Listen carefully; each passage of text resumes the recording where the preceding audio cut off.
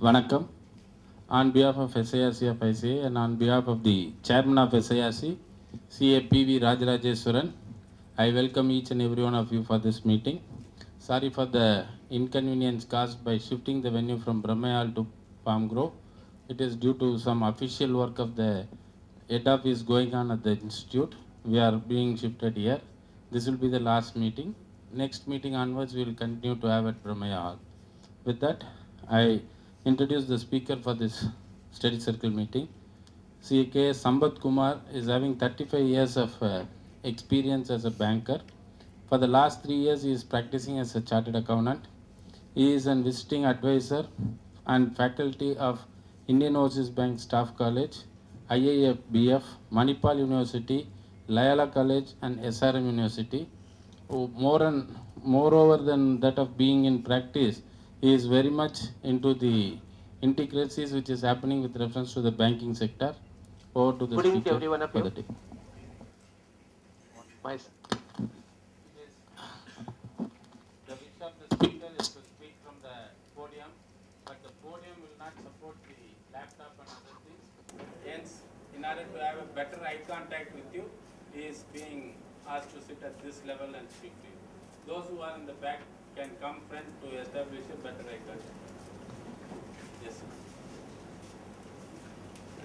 My seniors here, my professional colleagues, and my peers, Mr. Arivali. Good evening to every one of you. And as has been pointed out by Mr. Arivali, this deliberation is going to be a sort of an interactive deliberation. I will be sharing the experiences what I had as a banker over a span of around 35 years. 15 of my years had been in the inspection part of it, stock verification, and also as in charge of the balance sheet management department. I was instrumental in conducting the audits and also in analyzing the various audit reports. So by that process, I get to know about various intricacies which were involved, various difficulties which were encountered by fellow professionals, and in some of the cases wherever the points have been brought to our notice, we have tried to solve those points to the best of our ability. And as all of us know that each one of us have got our own caliber, own uniqueness, and own experience in the conduct of the stock audit. And therefore the points which I am going to say are not something which are new to you.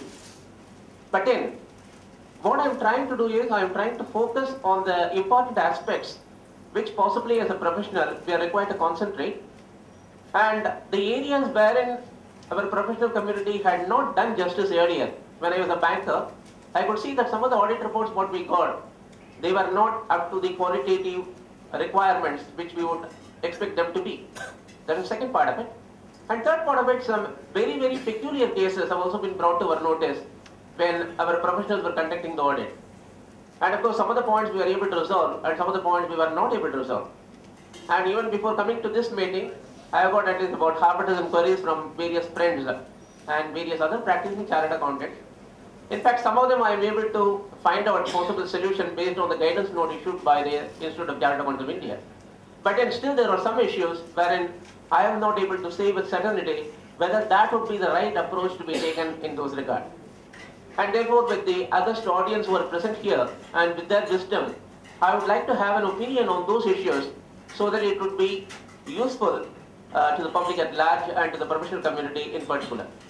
So with those words of introduction, let me straight away go into the specific aspects of the stock audit which we are required to take care of.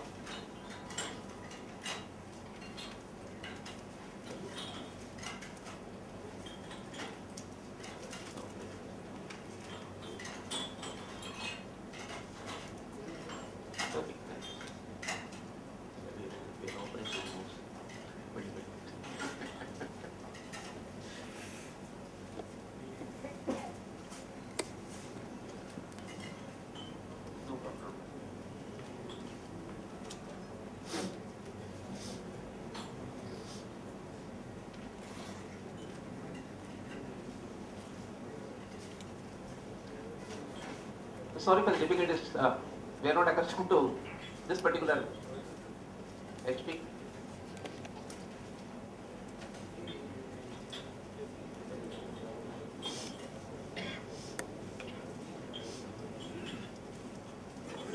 Despite the fact that almost all of us here are conversant with the rules and regulations of the branch audits. And when we talk about the branch audits, we are conversant with every aspect of the branch audit. And in fact, wherever time permits, as a branch auditor, we also take care of visiting of some of the units and also finding out whether those units are properly reflecting their stock values for the purpose of the arrival of the DP, etc. In spite of that, the stock audit continues to be one area which we often find difficult. And as far as I am concerned, I could summarize that the reasons for the difficulties faced by us in stock audit can be on account of three counts. Number one is that we are basically financial people. And therefore, the manner in which a stock is accounted, we are not very much familiar with it, point number one. The point number two is that even if we are familiar with the manner in which the accounting for stocks are being done, the valuation part of it which is being applied with reference to those stocks which have been declared is another area wherein we do not have an expertise. We know about the various methods of costing which are involved. We are aware of the various techniques which are being used by the borrower, but despite that, when it comes to the question of arriving at the value as of a given date, which forms a part of your stock audit, we are not very much familiarized with that requirement. The point number three is the disclosure insofar as the audit is concerned. And here again, I would like to make a distinction between what we call as the year-end inventory audit, which is forming part and parcel of your branch audit, and the stock audits which we normally do over a period of time as given by the bankers to us.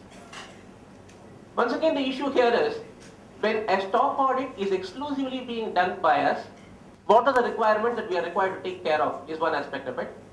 Whereas, if we are going to do this audit as an inventory audit at the year end, which is forming part of our branch audit, or a branch auditor's responsibility there, what is the distinction which is coming over there? Possibly we will feel that there is not much of a distinction between an inventory audit conducted at the end of the year and a stock audit which is being asked to be conducted over a period of time. Basically, I would like to say that the year-end inventory audit, what we are conducting, would be more focused, would be more easy, and would have the support of the management also. Because invariably you will find that the management is ensuring that this physical verification is conducted at the year end. And because they are tuned to conduct it every year, if we are able to associate ourselves with the audit process which is happening, it becomes much easier for us to get to know about the intricacies of the year-end inventory audit, and then we are also able to throw some light with reference to the drawing power, etc., which is being reckoned for the purpose of reporting the NPS, etc. This is so far as the year-end audit is concerned. On the contrary, when you are asked to do a very specific stock audit, that is where I do come across, and possibly you will agree with me that most of us will come across issues. The first and foremost issue will be whether the value what has been indicated, first part of it is the quantity part of it. And you know the stocks would be possibly measured in terms of boxes, in terms of units, in terms of height, weight, etc., in terms of cubic meters, wherever you are conducting the audit in respect of oil, etc. and so on and so forth. In other words, the measurements which are being used in order to quantify the stocks, this is the first part of it. The second part of it is, okay, these are the type of measurements which are going to be used in conducting the audit. Once I know about it, next part is, how is it that these units are going to be valued? The valuation part of it. And whenever I am talking in terms of the inventory valuation, stock valuation, I mean in totality components such as raw materials, work in process, finished goods, tools and dies which may possibly be forming part of the manufacturing process. I am not saying that tools and dies are going to form part of the manufacturing process in respect of every company. But there are certain companies, especially in respect of the iron industry, if we are going to manufacture nuts and bolts, then you will be making use of the dies, and the dies will be used for a particular segment. And once the particular bolts and nuts, etc. are produced, those dies are discarded, new dies are coming. In other words, for that company, even those dies will form part of their current assets. As compared to that, if there is another unit which is machinery manufacturers, at that point of time, the mold possibly what they would be thinking would be in the nature of the fixed assets, they are not going to form the part of current assets. So even though the current assets composition as described by the guidance note would involve, one is the raw materials, work in process, finished goods, tools, jigs, dies, etc. It is incumbent on the part of the audit community to find out whether those can really be construed as a stocks in trade. That's the first point. If we are not able to identify, if we are not able to convince ourselves that they form part of the current asset, we are in order in saying that for the following reasons, we are excluding these portions from the composition of the stock or the inventory carry. Very many times we have found that the sanction terms which are given by the bank, especially since we are going to talk about the stock audit which is given by the bankers expect that the stock audit report should correlate the items available, the valuation part of it, the drawing power which has been arrived at, and whether they are in line with the terms of sanction which has been given by the bank. We find that the terms of sanction which are required to be complied with the borrower are violated left and right and center. And the auditors possibly have not gone through the sanction terms, as a result of which the inventory is definitely there. I am not denying that inventory is not there. Inventory is there, but the inventory what has been declared includes items which they are not supposed to be included. Because in terms of the sanction, you are not supposed to include, you are supposed to exclude certain items, but those items have also been forming part and parcel of the inventory. This is the first point. So one is the quantitative part of it, the measurements, what is the type of measurement we are going to do. The second is, what is the valuation which we are going to apply in respect of every one of those components. This is the second aspect. The third aspect, as I told you, is, since it is going to be done on behalf of the bankers expect that the auditors would be able to give a comprehensive opinion as to whether the stocks which are declared are sufficient to cover the advances what they can make. When I say that whether the stocks are sufficient to cover the advances, all of us know that the stocks would include all the stocks including unpaid stocks. Even though as per the Contract Act, once the stocks which are not paid, once it leaves the premises of the seller, it becomes the property of the buyer. All of us know about it. For all practical purposes, once the stocks have come into the godown of the buyer, it becomes the property of the buyer, no doubt on that. But then you will find invariably, in respect of all the sanction terms, that sundry creditors shall be excluded for the purpose of computation of the inventory value. Now, here again, I will leave that days open to, the forum open to the members. Whether we are in order in reducing the sundry creditors for the purpose of arriving at the value of the stocks. This is one point which we are required to ponder. Very many times we enter into difficulties, we enter into conflicts with the borrowers on the simple reason. If you look at the analysis of the working capital format, how does the working capital assessed? Working capital is assessed based on the current assets composition, other current liabilities, current assets minus other current liabilities, then based on that, which is what we call as the working capital gap, on that you are applying a margin. After applying the margin, we are fixing up the limits. The borrower's contention always had been that already you have taken the other current liabilities into picture. In the other current liabilities, my sundry creditors are included. You have reduced the other current liabilities from the total of the composition of the assets.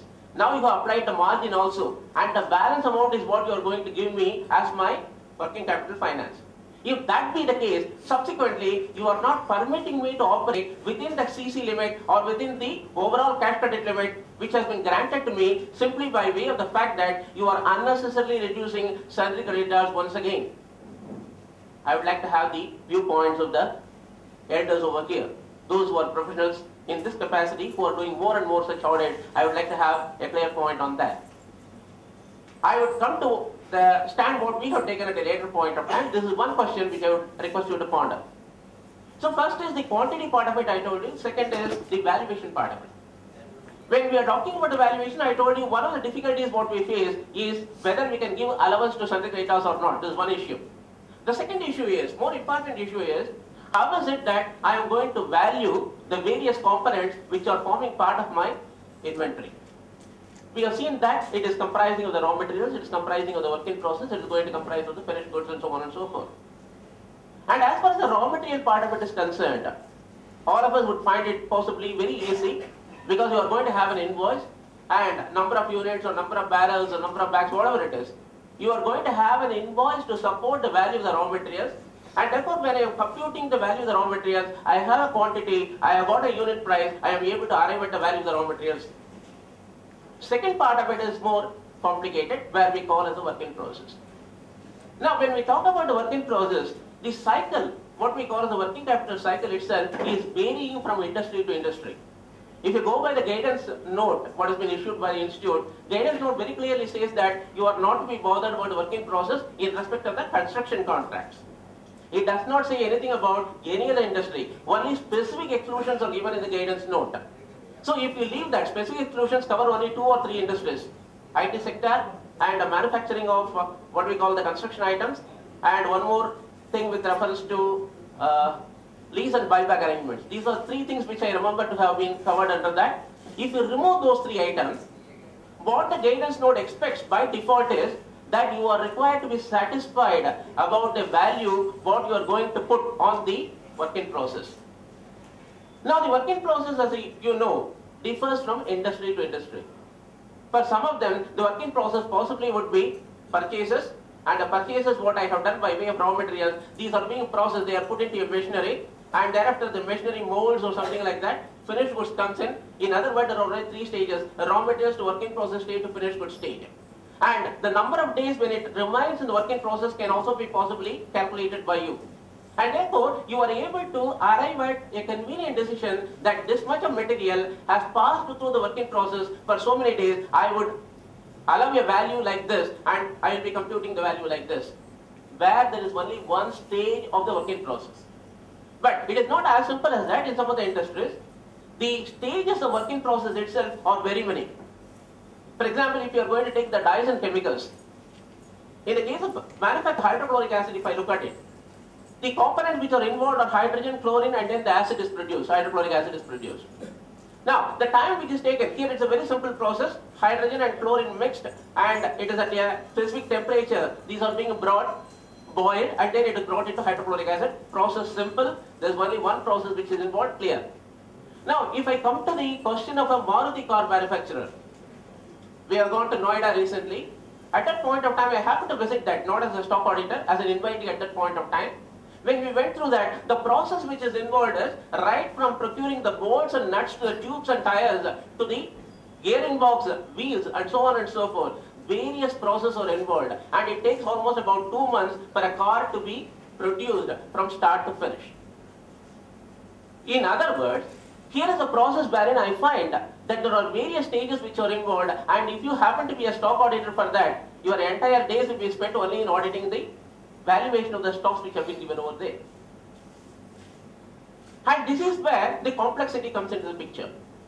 If suppose the company is one like the Maruti which I indicated, wherein they have got set standards, wherein they have got set labels for every one of the items which goes into a component, there is a code which is given there. If you are able to take cognizance of those codes, and if there is a proper system which gives you the valuation of every item which goes in, which comes out, it becomes easier. But then, not all the companies which we deal have got such a sophisticated system of labeling or coding their items which are produced. Under those circumstances, how is it that I am going to value the various stages of the work in process? This is the second point. The third point is the finished goods part of it.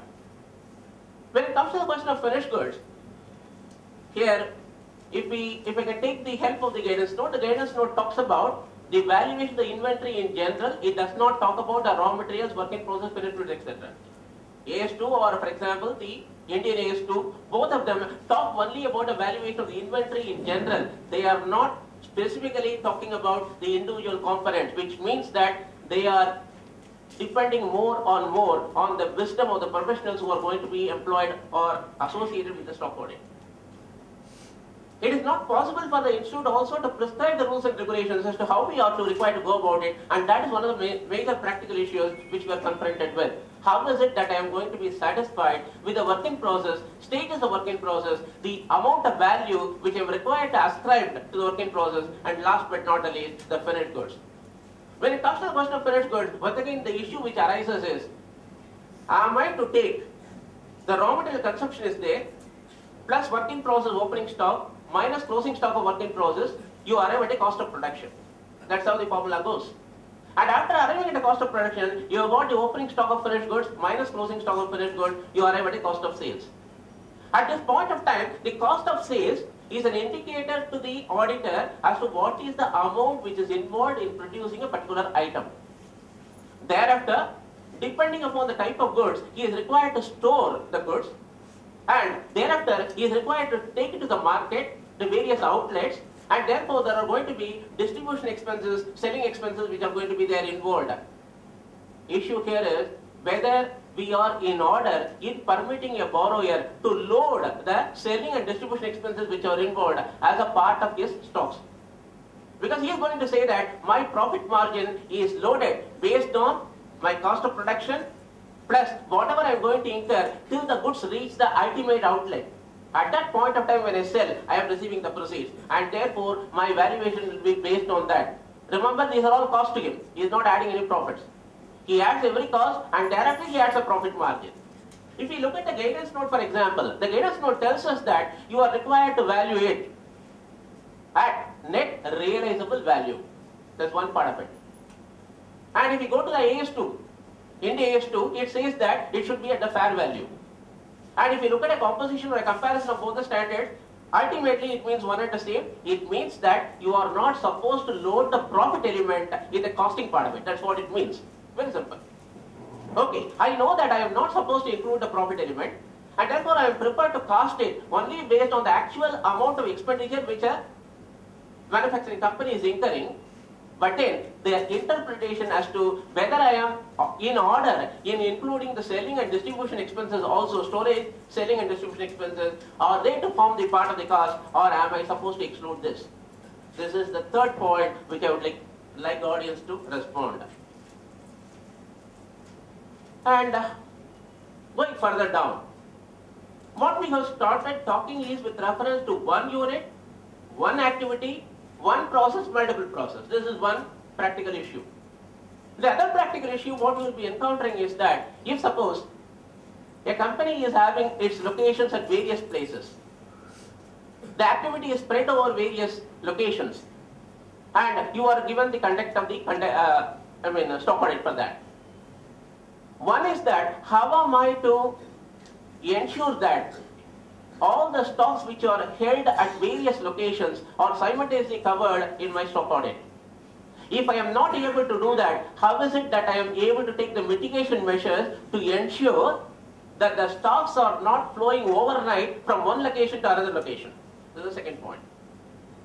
In fact, we have come across at least about half a dozen instances in our banking community, not with reference to our bank, Indian Overseas Bank, it is with reference to so many other banks which are circulated by the Reserve Bank of India, and one common fraud which possibly could be perpetrated by the borrowers is that having the location of the stocks distributed at various places and asking you to do the stock audit. Unless and until you have got the workforce, unless and until you are able to find out whether the stocks are having a proper monitoring system, and unless and until you are able to trace the go down inwards and the go down outwards, whatever is coming inside, gate passes, whatever is going outwards.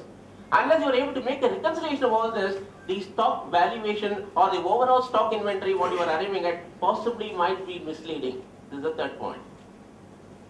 So how are we to empower ourselves, equip ourselves in order to ensure that we are able to give a satisfied, guaranteed answer to the bankers that no problem, even though the units are situated elsewhere, we have taken cognizance of the stocks all which are spread over and we are able to arrive at the value. This is the third point. So consequently, if I can summarize this, before we commence any stock audit, the focus should be one on the quantities which are involved. The second is the measurements which we are going to give. By measurement, I mean the unit by which we are going to measure. If it's an oil company, possibly you are required to measure it in terms of the cubic meters, in liters. If it is some sort of granite, how are we going to measure the granite? In fact, we got one such inspection wherein we were asked to verify the granite availability and to say whether it will be sufficient to support a working capital finance. And we said, sorry, we are not able to do this. I do not know. What is the scientific method by which you can find out as to the availability of the granite which are there laying in the mines? And mind you that the working capital finance is meant for the quarrying that. How are we to take cognizance of this? So one is the quantity, the second is the measurement, and the third one, as I told you, is the valuation. When we talk about all these things, we go by the presumption that all the stocks what has been declared, in fact, belong to the borrower. This is where I raised the question whether we are in order in reducing the sundry creditors from the overall stocks which have been declared. So we go by the assumption that there is an ownership because of the position what has been given to him, and this ownership what he has got has not been, the ownership what has been given to the borrower has not been compromised in any way by the borrower, and sufficient steps have been taken by the borrower to ensure that the stocks which are there are well protected against all types of risks which are possibly associated with it. Normally risks are covered for what you know, fire.